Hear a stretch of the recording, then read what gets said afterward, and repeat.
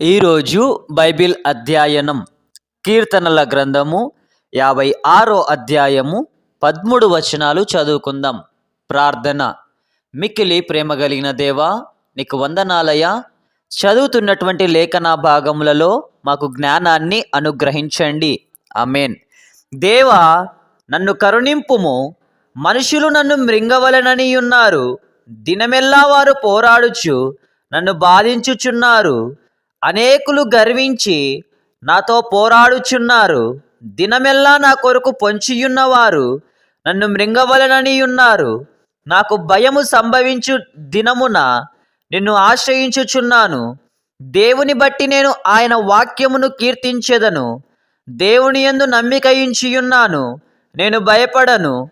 శరీరధారులు నన్నేమి చేయగలరు? దినమెల్లా వారు నా మాటలు అపార్థము చేయుదురు. నాకు హాని చేయవలనన్న తలంపులే వారికి నిత్యము పుట్టుచున్నవి. వారు గుంపు కూడి పుంచియుందురు. నా ప్రాణము తీయగోరుచు వారు నా అడుగు జాడలు కనిపెట్టుదురు. తాము చేయు దోషక్రియల చేత వారు తప్పించుకొందురా.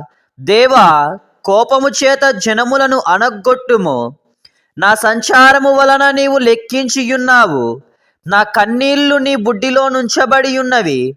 అవి నీ కవిలలో కనబడును గదా. నేను మొరపెట్టు దినమున నా శత్రువులు వెనుకకు తిరుగుదురు.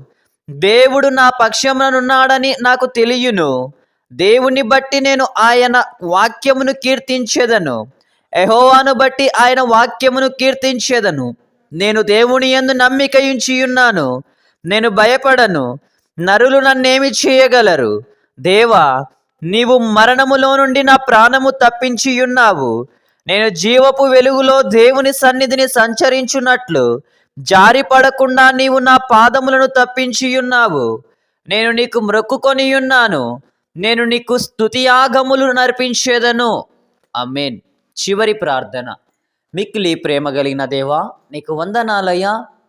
మరి చదివినటువంటి ప్రతి లేఖనము మాకు జ్ఞానమును కినిన తండ్రి, జ్ఞాపక శక్తిని అనుగ్రహించమని, సహాయము జరిగించమని ప్రార్థిస్తున్నాను తండ్రి. ఆమేన్.